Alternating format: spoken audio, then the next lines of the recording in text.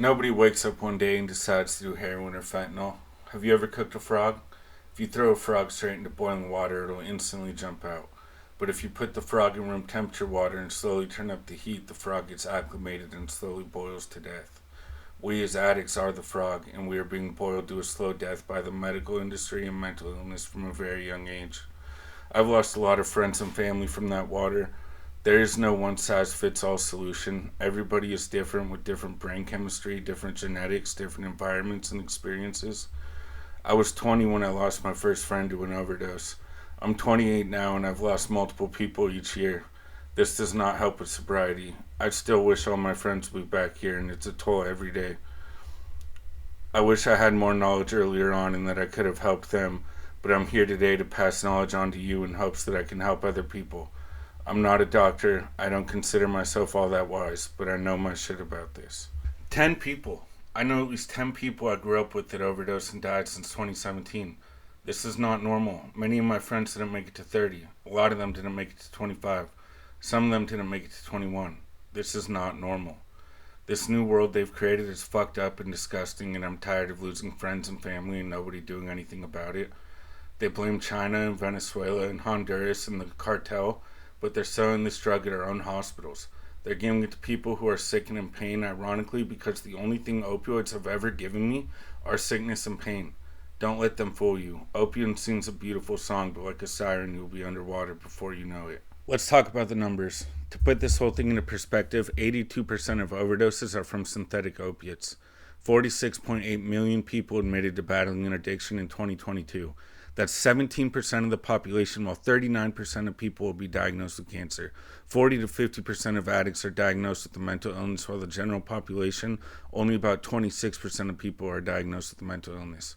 Mental illness is a direct link to substance dependency and has been proven to be such many times. And this makes sense because I've also lost friends from alcohol and suicide from the hopelessness of addiction. I'd say the number of addicts is almost definitely inaccurate. Do you know how many addicts I've met that would never admit to their doctor, let alone a study or a student, that they have an addiction? A lot of people convince themselves that they don't have an addiction. I'd say this number in reality is probably double. I would say 35% at least. Almost 50% of Americans have a friend or family member with an addiction. Do you see why I say the numbers are wrong? If 50% of us know an addict, how can only 17% of people be addicts? So why, when we have an epidemic as deadly as cancer, addiction has similar survival rates of cancer, 67% of cancer patients recover and survive, while addiction has about a 70% recovery rate. So how can we take cancer so seriously but addiction so lightly? Now let's talk about the root. When I was 13, I was given a Percocet prescription by a doctor at a hospital. They gave me two while I was still at the hospital, and it fucked me up so much I had to have my dad pull over on the way home so I could puke on the side of the road. In what fucking world does a 13-year-old need a whole perk script for an earache? Showing further how easy it is, the next year my friends and I met a girl in high school who gave us a bottle of liquid Percocet she got from a volleyball injury. Also at 13 or 14 years old. At that point, I fell in love with getting high. My childhood trauma, manic episodes from my bipolar disorder, and my addiction genes are what pushed me over the edge. And there are millions of people going through the same thing. People don't become addicts because they want to. The problem is we're focused on a one-size-fits-all solution, and frankly, that is just not the case. Counseling, therapy, suboxone, NA, find what works best for you. In my case, I went to detox and did the suboxone program through Ideal Options for a long time. For me, Suboxone was a miracle drug. No cravings, no withdrawals. A lot of people who don't think Suboxone works have never taken it correctly. You must go to detox and take the Suboxone exactly how they tell you to. But it's not that easy. You have to change your environment. You can't kick it with the same people you were getting high with. You can't be at the trap and be clean, and I know everybody knows this. I also know it's never that easy. They say people you did drugs with weren't your friends, but that's not always true. Some of the people in active addiction at the same time as me were my brothers for life. Before and after the drugs, the relationships we build with people in active addiction can be meaningful and genuine, but to move on, we have to protect ourselves and love our friends from afar. Detox is a must. It's nearly impossible to detox fentanyl without medical assistance. 5 to 7 days in a hospital away from everything to flush your system is step 1. Step 2, find an inpatient 90-day facility. Don't do your time. Take everything you can from this experience. Take it seriously. If you take the Suboxone route like I did, make sure you take it right. Most people who take suboxone relapse because they don't take it right. 90% of people I met weren't taking it correctly. I suggest IDU option because they have a 98% decrease in fentanyl use and a 98% rate of medication adherence. I found them to be the most helpful and knowledgeable. In step 3, remember that it's life or death. Most of the people I know were clean and relapsed on the hardest drug available, which is fentanyl, because they lost their tolerance, and this is what killed them. But that's not the only way to overdose. Even with the high tolerance, any time could be your last. We aren't in the heroin era anymore. This new shit will kill you. Let's talk about alternative treatments.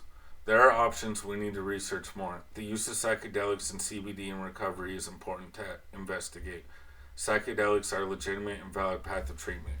Let's ask Bill W. One of the founders of AA, Bill Wilson, known as Bill W., has been a pillar of sobriety for almost 100 years, and he's helped millions of people in their recovery.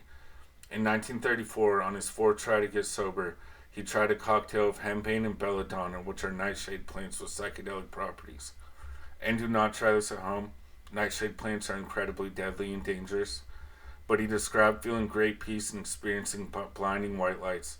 He saw this as a new awakening, and it felt extremely valuable and life-changing to him.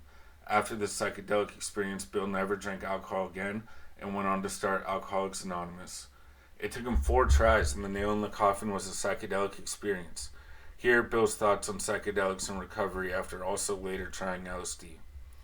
Bill once said, quote, "If therefore under LSD we can have a temporary reduction so that we can better see what we are and where we are going, well, that might be of some help. The goal might become clear. So I consider LSD to be of some value to some people and practically no damage to anyone." An article from the National Library of Medicine also explains that CBD affects multiple opioid receptors. This article also says that CBD has been associated with many neural circuits involved in the acquisition of addiction and subsequent drug-seeking behaviors, making it an interesting pharmacological candidate to treat substance use disorders. So to sum it up, why are cannabis, psilocybin, and LSD Schedule I substances, which means they have no perceived medical benefit, while life-destroying opioids are Schedule II? Why don't they want us using natural plants and ingredients that can greatly benefit our life? And why do they want to keep us hooked on these pills forever? Millions of people have overdosed on drugs since 1999 when doctors started mass prescribing opioids. That's 112,000 people in 2023 alone. This is when the medical community promised civilians, patients, and doctors that addiction to opioids would never be an issue. Because of this major fuck-up, surprise, the government fucked us over for money. In 2017, the Department of Health and Human Services declared the opioid crisis a public health emergency. Coincidence? That's the year I lost my first friend to an OD. I personally experienced and witnessed the evil and the rise of opioids. These poison chemicals are destroying our society. The answer is not just free housing or jail time. The answer is not brushing us to the side to be out of sight and out of mind. The answer is holding these corporations and our government accountable. The answer is holding ourselves and our community accountable. The answer is national crackdowns on these companies profiting off of our deaths. Nobody with a non-terminal illness should be prescribed an opioid. They don't even kill pain. They just get you high.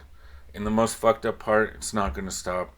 We are going to lose more people. We are going to hurt more. Please don't become a statistic. Get out of the boiling water. We are hurting, as addicts and as people. If you grew up in an area overrun with drugs like I did, you lose people you grew up with, and it really fucking sucks, man.